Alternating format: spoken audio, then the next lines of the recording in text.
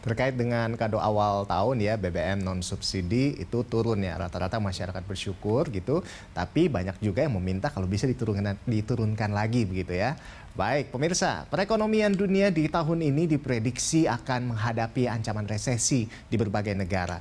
Indonesia diperkirakan masih akan relatif stabil, namun dampak melambatnya ekonomi global tetap harus diwaspadai oleh Indonesia, mengingat perekonomian sudah sangat terbuka.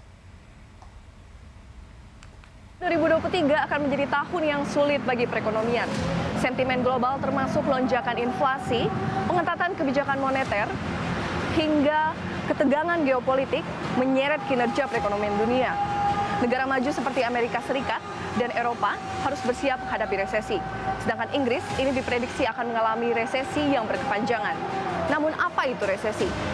Suatu negara dapat dikatakan mengalami resesi apabila pertumbuhan produk domestik bruto atau PDB-nya mengalami penurunan atau negatif dalam 2 kuartal berturut-turut.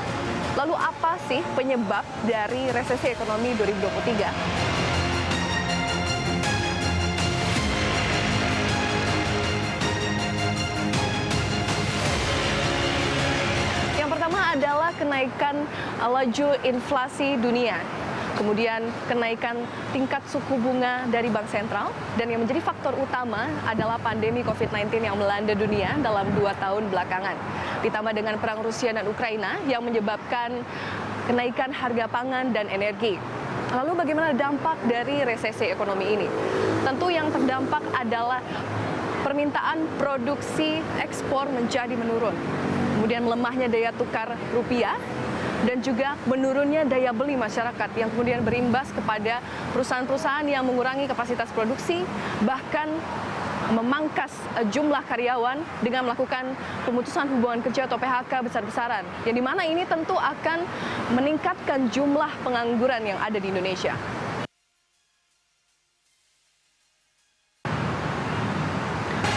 Namun di tengah itu semua, International Monetary Fund atau IMF menyebut bahwa Indonesia merupakan titik terang di tengah kesuraman perekonomian dunia.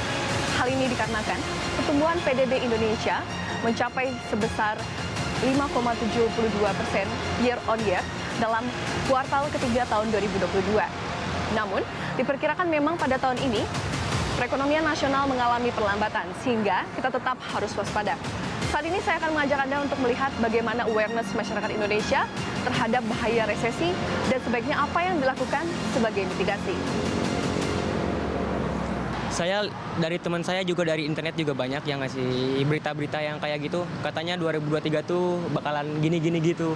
Kalau nggak salah tuh ya, sepengetahuan saya itu resesi itu seperti PHK, masalah pemberhentian kerja. Saran dari saya aja ya, kalau zaman sekarang kan masih ini ya, perbanyak nabung aja sama jangan terlalu boros dalam memakai uang, soalnya bakalan ada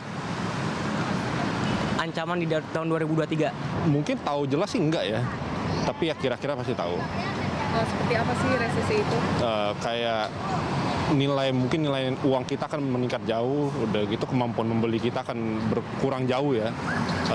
Ekonomi mungkin akan turun lah, itu sih yang saya tahu. Sudah pasti ada.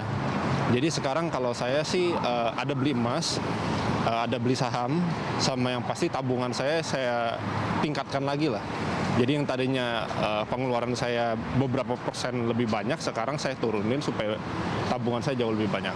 Kurangilah belanja, udah itu aja sih. Oh iya, dengar-dengar gitu ya. Dari mana, Kak?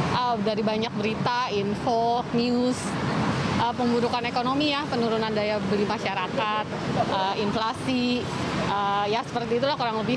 Berhenti boros lah ya, menabung, investasi ke yang lebih liquid lah, misalnya kayak gold gitu kan, lebih stable ya dibanding investasi lain, kayak gitu.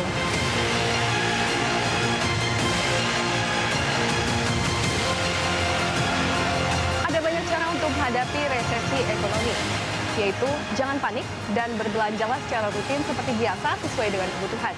Siapkan dana darurat, sebaiknya sebesar 8-12 kali pengeluaran bulanan. Dan juga hindari berbelanja besar, apalagi menggunakan kartu kredit. Dari Jakarta, Vinilia Huanggrio, Rangga Samudra, melaporkan.